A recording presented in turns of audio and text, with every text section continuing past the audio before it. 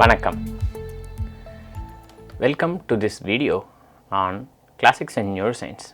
From this video and the next few videos, we will be looking at neurotransmitters or signaling molecules that enable communication between cells, between neurons. The first neurotransmitters in the brain. What is shown here in the picture is how acetylcholine is released in the neuromuscular junction, the action of the neuromuscular synapse. That is what is shown here.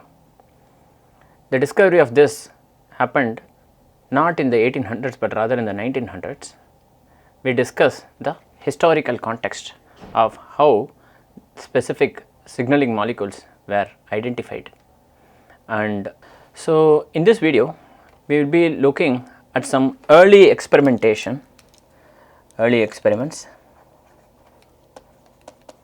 Early means what?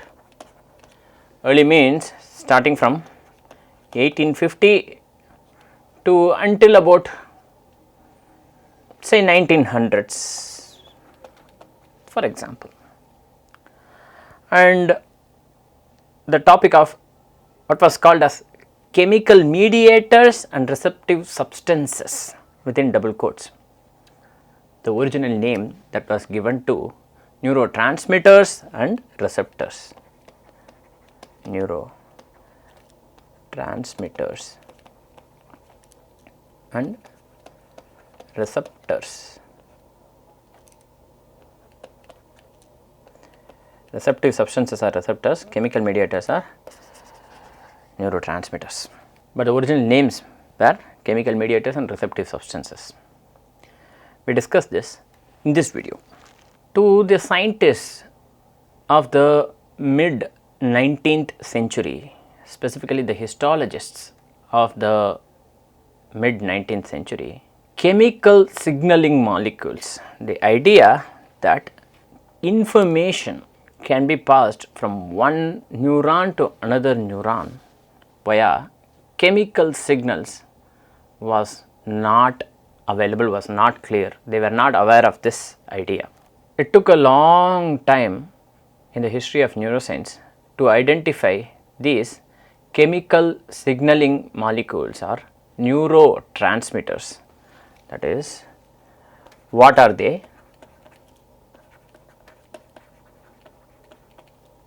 How do they act?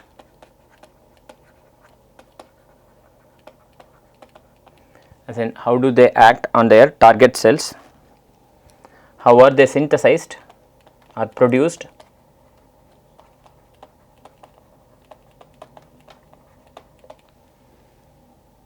Because if a neuron was to use a chemical to communicate with another neuron, it has to somehow manufacture or synthesize or produce this chemical, this neurotransmitter. How is that happening? What is the mechanism by which a given neuron produces a neurotransmitter, and how are they modulated? There was a lack of awareness of any of this. A lot of history of neuroscience was dedicated or devoted to the study of these signaling molecules or neurotransmitters, and identifying what are these, how do they act, how are they synthesized, and how is their activity modulated depending on activity. The idea that there might be information transmission happening between excitable cells through chemical messengers or through chemical signaling was not prevalent until the 1850s or much later, and it started with an unexpected source where the tribes, indigenous tribes in South America used Curari, a type of arrow poison to hunt their game. This led to the hypothesis that maybe there were chemical signals exchanged between membranes of excitable cells, and somehow agents like curare were stopping these chemical signals from getting exchanged, which leads to paralysis and death in these animals. So, in the 1850s, as early as 1856, Claude Bernard studied curare and its effect on muscles.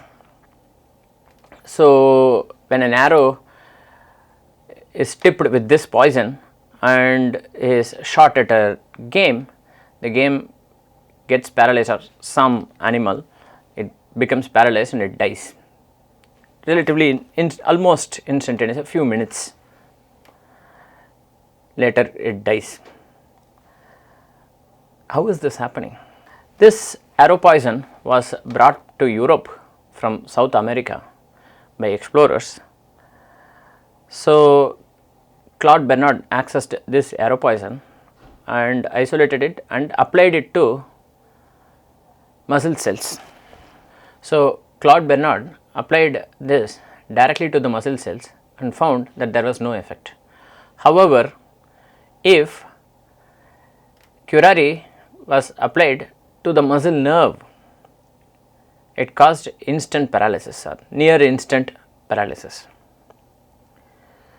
So, this led to the speculation that curare was transported by the nerve to the spinal cord, causing the death of central end of the motor nerve.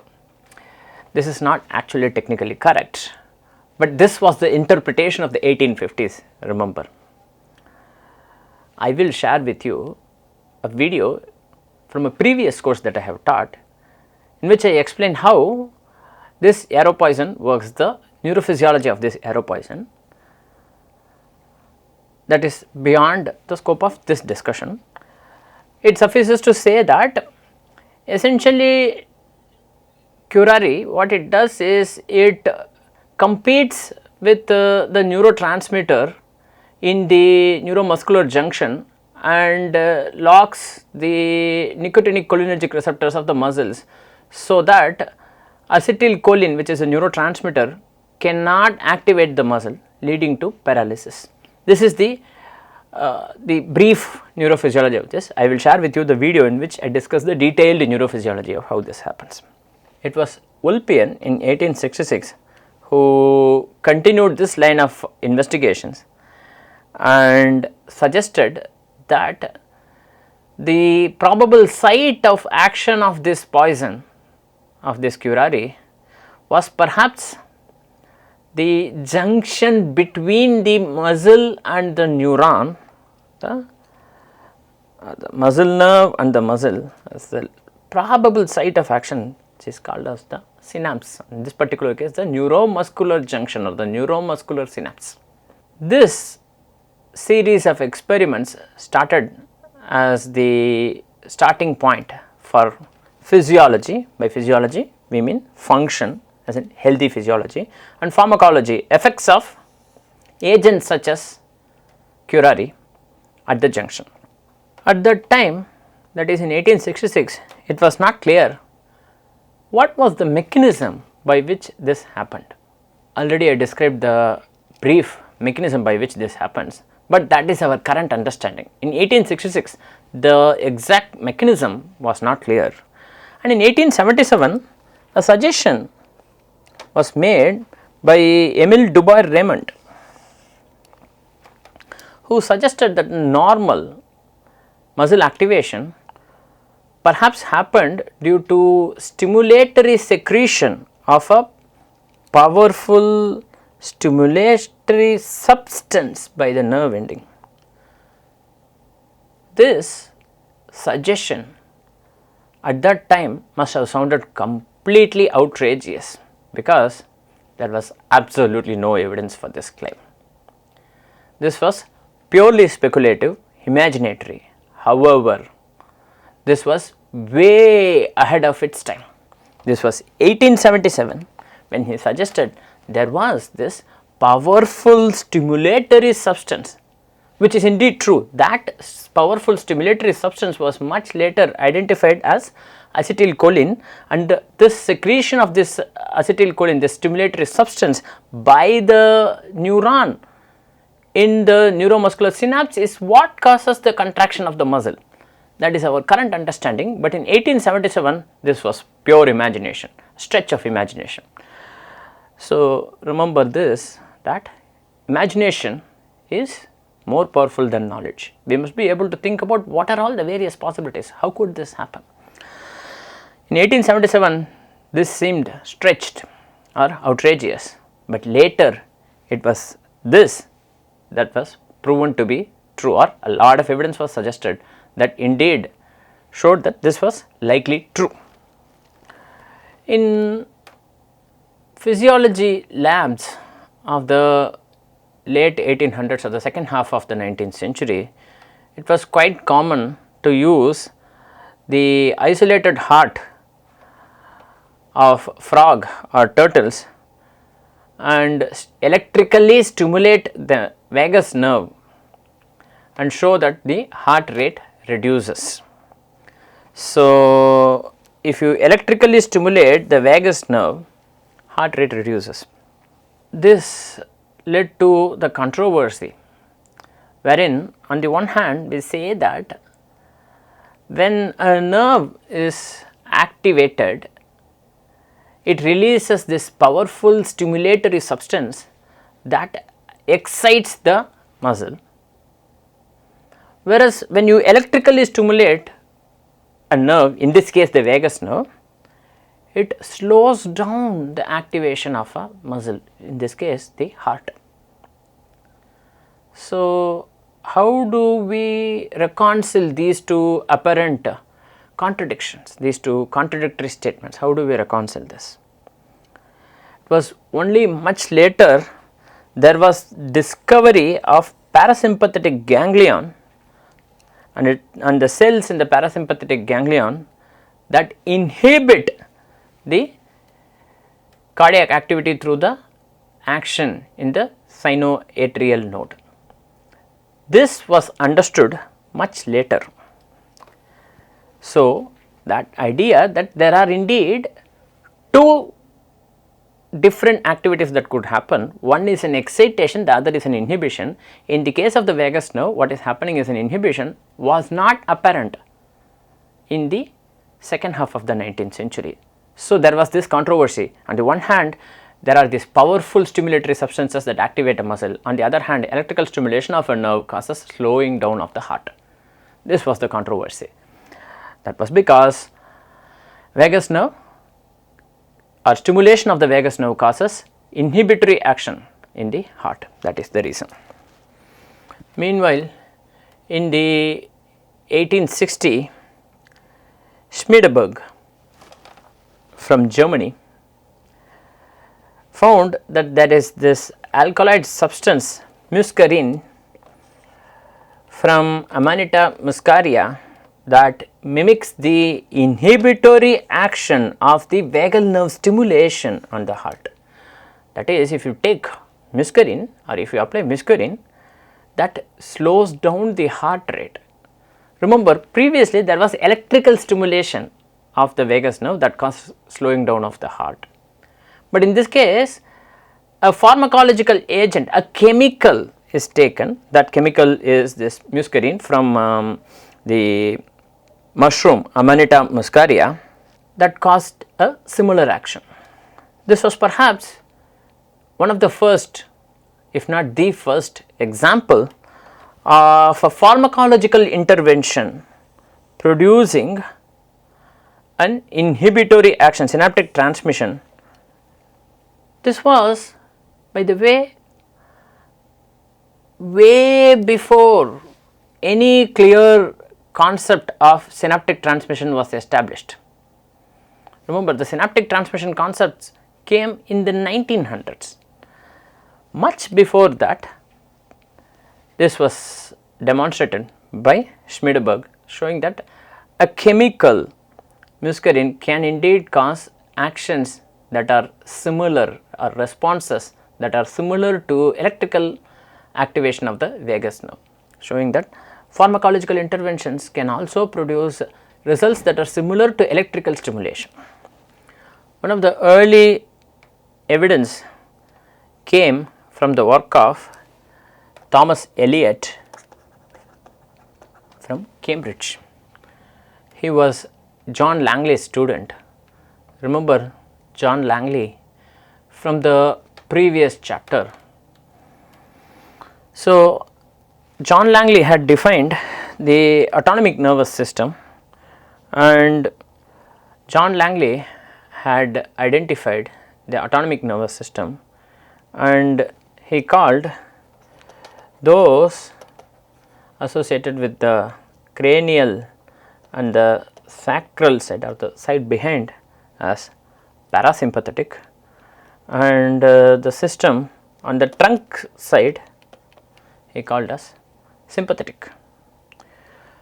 Thomas Eliot found that the compound adrenaline that he obtained from the adrenal glands mimicked the stimulation of the sympathetic system.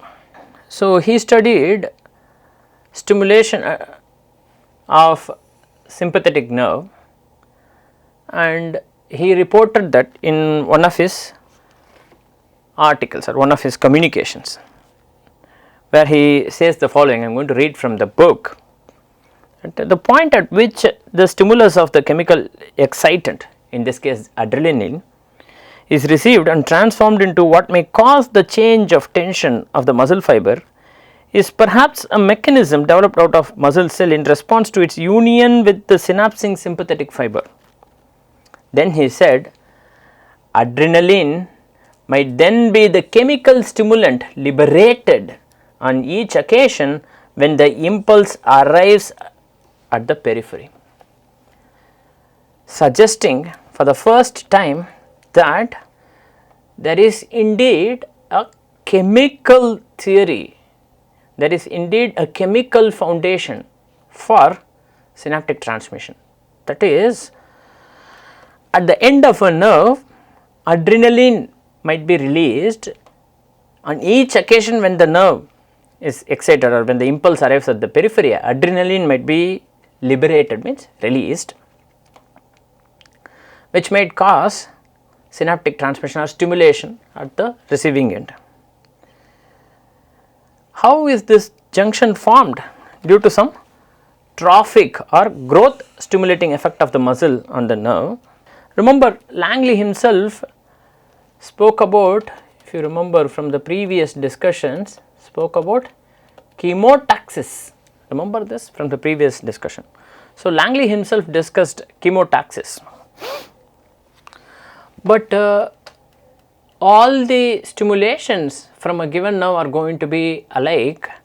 So, the junction or what happens at the junction